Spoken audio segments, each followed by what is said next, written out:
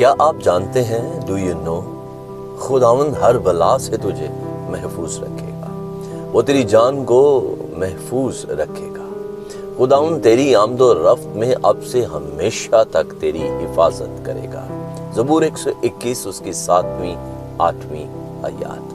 خداوند یسوع مسیح کی سلامتی ہمیشہ آپ پر قائم رہے۔ میرے عزیز، یاد رکھیں، آپ میں خدا کے کلام کا علم آپ کی زندگی میں بڑے کاموں کا محض آغاز ہے۔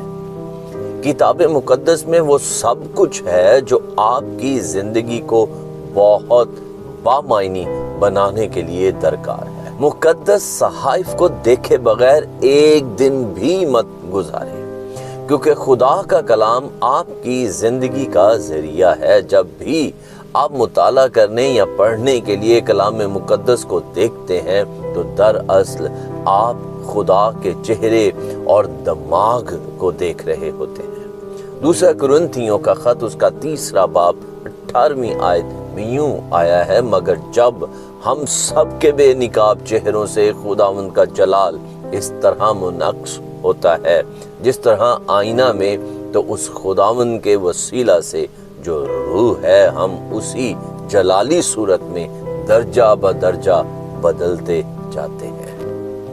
عزیزو، ابتدائی صحیفے کو دوبارہ دیکھیں اور اس سے سیکھیں، یہ جان کر تسلی اور اطمینان حاصل ہوتا ہے کہ خدا ہمیں برائی سے بچانے، ہماری روحوں کی حفاظت کرنے اور ہمارے باہر جانے اور ہمارے آنے کو ہمیشہ کے لیے محفوظ رکھنے کے لیے تیار ہے۔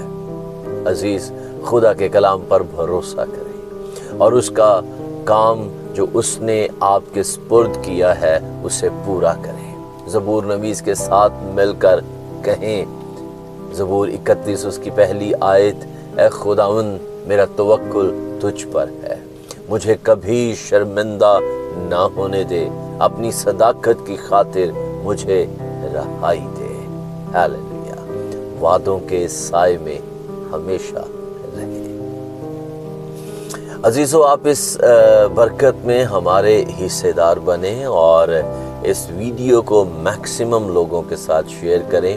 آپ ہمارے یوٹیوب چینل پاسٹر انیس جاوید آفیشیل کو لائک، سبسکرائب اور شیئر کیجئے تاکہ اور بہت سے لوگ اس کلام سے برکت، زندگی اور تازگی حاصل کریں۔ God bless you.